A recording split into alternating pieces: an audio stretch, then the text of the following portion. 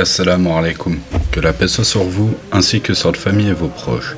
Alors, on se retrouve aujourd'hui pour la suite de la sira, la biographie du prophète Mohammed alayhi salatu wassalam, où nous parlerons de son enfance. Ce qu'il faut savoir, c'est que les Arabes sédentarisés de l'époque avaient pour coutume de rechercher une nourrice bédouine pour leurs enfants afin de les préserver des maladies de la métropole, de renforcer son corps et de lui apprendre la langue arabe. C'est ainsi que Abd al-Muttalib recherchait une nourrice pour allaiter le prophète sallallahu alayhi wa sallam et choisit une femme des Bani Saad ibn Bakr nommée Halima bint Abi Zuhayb Abdullah ibn al-Haris qui avait pour époux al-Haris ibn Abd al-Uzza surnommé Abu Kabsha de la même tribu. Mohammed eut plusieurs frères et sœurs de lait. On peut citer Abdullah ibn al-Haris, Anissa bint al-Haris et Hudayfa ou Judhama bint Haris, plus connue sous le nom d'Ashayma. Halima allaitait aussi le cousin du prophète sallallahu alayhi wa sallam, Abu Sufyan ibn al-Haris ibn Abd al-Muttalib. L'oncle du prophète sallallahu alayhi wa sallam, Hamza ibn Abd al-Muttalib, avait aussi une nourrice des Bani Saad, et un jour sa nourrice allaita le prophète sallallahu alayhi wa sallam, le rendant ainsi frère de lait de Hamza, à la fois du côté de Suwayba et de Halima. Halima constata la bénédiction dont bénéficiait le prophète sallallahu alayhi wa sallam et en fit le récit. Ibn Hissaq rapporta que lors d'une année particulièrement difficile, Halima sortit avec son époux et un enfant qu'elle allaitait, accompagné des femmes des Bani Saad ibn Bakr, dans le but de rechercher des nourrissons à allaiter. Elle raconta: « Cette année-là était rude et nous n'avions plus rien. Je sortis sur mon ânesse blanche et vis une vieille chamelle qui ne donnait plus guère de lait. La nuit, nous n'avions pas dormi à cause des pleurs continus de l'enfant, à qui le lait de ma poitrine ne suffisait plus, pas plus que celui de la chamelle. Nous espérions l'arrivée de la pluie qui améliorerait notre situation. Je sortis donc sur mon ânesse, qui était si faible que les autres ânes la laissaient à l'arrière. Une fois à la Mecque, nous cherchâmes des nourrissons à allaiter. Le messager d'Allah sallallahu alayhi wa sallam nous fut proposé, mais aucune femme n'en voulut, du fait qu'il était orphelin et que nous comptions principalement sur la générosité des pères des nourrissons. Nous pensions que la mère et le grand-père ne pouvaient pas grand-chose. Chaque femme avait trouvé un nourrisson à allaiter sauf moi, et détestant rentrer sans nourrisson, je dis alors à mon époux que je repartais chercher l'orphelin. Celui-ci me répondit: « Comme tu veux, qu'Allah le bénisse pour nous. » J'allais donc chercher l'orphelin, à défaut d'avoir trouvé un autre nourrisson. De retour au camp, alors que j'allais l'allaiter, je vis ma poitrine se gonfler de lait. Le nourrisson s'endormit ensuite, et son frère de lait en fit de même, après s'être rassasié à son tour. Lui qui nous tenait éveillés par ses cris. Mon mari essaya de traire la chamelle, et quelle ne fut pas sa surprise lorsqu'il découvrit qu'elle offrait du lait en abondance. Nous nous en nourrîmes donc et nous passâmes une excellente nuit. Le lendemain matin, mon mari me dit: « Halima, par Allah, tu as choisi là quelqu'un de béni. » « Je l'espère, répondis-je. Puis nous sortîmes, et je montai mon ânesse en compagnie du nourrisson. La voilà qui avait regagné ses forces et qui dépassa les autres ânes. Au grand étonnement de mes compagnonnes de route, qui dirent: « Ô fille d'Abi Zuhayb, doucement, est-ce l'ânesse que tu avais à l'aller ?» J'acquiesçai, elles dirent: « Par Allah, il y a quelque chose. » Nous arrivâmes chez les Bani Saad, qui vivaient sur une terre particulièrement aride. Toutefois, notre situation se mit à changer. Nos bêtes se mirent à offrir du lait en abondance, elles qui auparavant n'offraient rien. Les gens de notre peuple dirent à leurs bergers de faire paître les troupeaux là où nous faisions paître le nôtre. Mais rien n'y faisait. Leurs bêtes restaient affamées et ne produisaient rien, tandis que les miennes s'engraissaient et offraient un lait qui semblait intarissable. Le Seigneur n'a jamais cessé de nous combler de ses grâces jusqu'au sevrage de Mohammed, alors qu'il avait 2 ans. Le garçon avait bien grandi et était plus solide que les autres. Lorsque je le rendis à sa mère, bien que j'ai souhaité le garder plus longtemps afin de profiter davantage de cette bénédiction qui l'entourait. Nous insistâmes auprès de sa mère afin qu'elle le laisse encore avec nous dans le but de préserver sa santé, et celle-ci accepta. Le prophète sallallahu alayhi wa sallam resta ainsi chez les Bani Saad durant quelques mois selon Ibn Hissa, jusqu'à 4 ans selon les experts, lorsque sa poitrine se fendit. Muslim rapporte d'Anas que l'archange Jibril alayhi salam vint voir le messager d'Allah sallallahu alayhi wa sallam alors qu'il jouait avec d'autres enfants.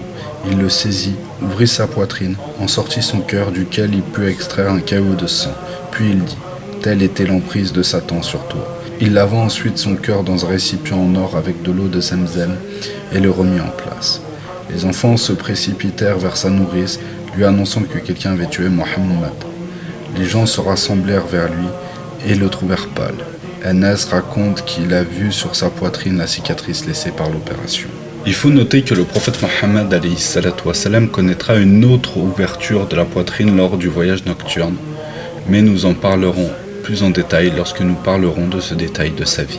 Par la suite, le prophète retourna auprès de sa mère, qui décida avec son fils d'aller visiter la tombe de son mari. Le père de l'envoyé d'Allah, sallallahu alayhi wa sallam, Abdullah, enterré à Yasrib. Ils furent également accompagnés par sa servante Ayman et Abd al-Muttalib.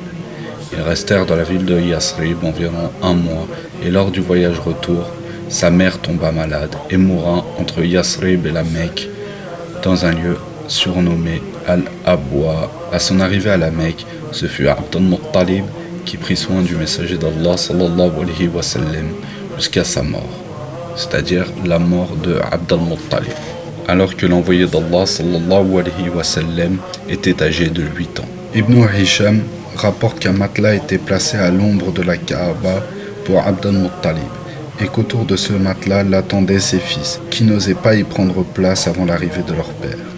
Le messager d'Allah sallallahu alayhi wa sallam quant à lui venait s'y asseoir et ses oncles voyant cela l'en écartaient, ce que désapprouvait Abd al-Muttalib qui dit alors « Laissez mon petit-fils, par Allah, il jouit d'une importance considérable. » Puis il s'asseyait avec lui sur le matelas, lui caressant le dos. Tout ce que faisait l'enfant le réjouissait.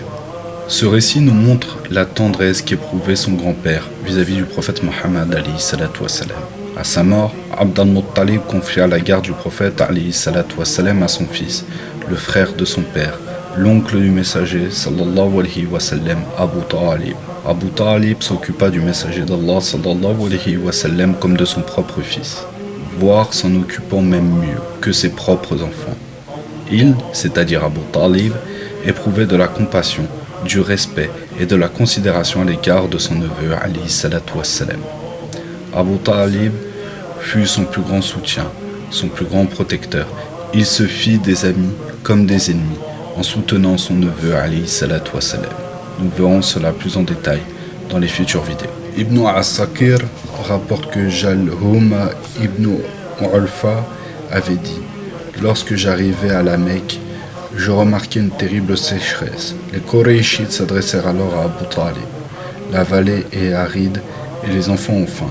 Viens donc demander la pluie. » Abu Talib sortit en compagnie d'un garçon qui ressemblait à un soleil, jadis couvert de nuages qui les avaient percés. Abu Talib adossa l'enfant au mur de la Kaaba, et celui-ci fait signe du doigt vers le ciel alors clair. C'est alors que de nombreux nuages apparurent et que la pluie tomba, rendant ainsi la vie à la vallée. Faisant allusion à cela, Abu Talib disait au sujet de Muhammad sallallahu alayhi wa sallam, un enfant qui de son visage appelle la pluie par miséricorde pour les orphelins et les veuves. Alors qu'il avait 12 ans, certains traditionnistes précisent 12 ans, 2 mois et 10 jours. Le prophète sallallahu alayhi wa sallam fut emmené par son oncle pour un voyage commercial vers l'ancienne Syrie. Ils arrivèrent à Bousra, dans l'ancienne Syrie, une citadelle de Houran qui à l'époque était une forteresse arabe sous domination romaine. Cette citadelle abritait un moine nommé Bahira, de son vrai nom Jargis. Celui-ci alla accueillir les caravaniers, ce qui n'était pas dans ses habitudes. Se frayant un chemin, il se saisit de la main du prophète sallallahu alayhi wa sallam et dit « Voici le guide de l'univers, le messager qui sera envoyé par Allah par miséricorde pour l'univers. » Abu Talib et les maîtres de Quraysh lui demandèrent des explications, et l'homme poursuivit. Lorsque vous êtes arrivé vers Al-Aqaba, Toutes les pierres et tous les arbres par lesquels vous êtes passés se sont prosternés, et ils ne se prosternent que pour un prophète. Je reconnais également le sceau de la prophétie qui ressemble à une pomme sous le cartilage de son épaule. Nous trouvons ceci mentionné dans nos livres. Le moine leur offrit ensuite l'hospitalité et demanda à Abu Talib de ramener l'enfant à la Mecque et de ne plus l'emmener à l'ancienne Syrie par crainte des Romains et des Juifs, et Abu Talib fit ramener l'enfant avec quelques-uns de ses hommes. Les livres de tradition relatent certains prodiges, dont par exemple la rencontre du moine Bahira comme nous l'avions vu. Celui-ci aurait dévisagé le prophète Mohammed et a auguré en lui des signes de prophétie sur son visage et entre ses épaules. Il demanda à Abu Talib qui était l'enfant. Abu Talib répondit « Mon fils », mais le moine signala que l'enfant ne devait pas avoir de père vivant. Alors Abu Talib rectifia « Mon neveu, un enfant posthume ». Le moine dit « Voilà qui est vrai, ramène-le à ton pays et protège-le des Juifs ». Ça, c'est une autre version de l'histoire qui là est rapportée par le cheikh Mohammed al-Ghazali, rahimahullah, dans son livre Fiqh as-Sira. Il complète cette histoire en disant ceci. Cette histoire pourrait être vraie car l'annonce de la venue de Mohammed sallallahu alayhi wa sallam existe dans l'évangile. Les chrétiens qui renièrent le message de Mohammed sallallahu alayhi wa sallam attendent toujours la concrétisation de l'annonce de Jésus alayhi salam. Que cette histoire du moine Bahira soit vraie ou fausse, elle n'a de toute évidence aucune suite.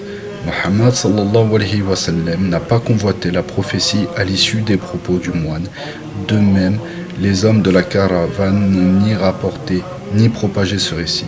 Il tomba dans l'oubli comme si de rien n'était. Voilà ce qui conclut cette courte partie de la biographie du prophète Mohammed alayhi salatu wassalam que représente son enfance. Je tiens comme d'habitude à remercier les frères du collectif Ummatek, le frère Enlight AI ainsi qu'un autre frère qui a participé à la création visuelle de cette chaîne pour leurs travaux. Je remercie également le frère qui s'occupe de toute la partie d'identité sonore de la chaîne entre les mix de mes audios et les remixes des Anachid afin que la qualité sonore soit au rendez-vous. N'hésitez pas à vous abonner, à activer la cloche afin de recevoir toutes les prochaines notifications. Likez, partagez, commentez, c'est très important pour le référencement. Vous pouvez également aller en description de cette vidéo afin de trouver tous les réseaux sociaux. Si vous souhaitez me contacter en privé, vous pouvez également trouver le lien du serveur Discord qui vous permettra de venir échanger avec moi-même et le reste de la communauté. Barakallahu fikum, assalamu alaikum wa rahmatullah.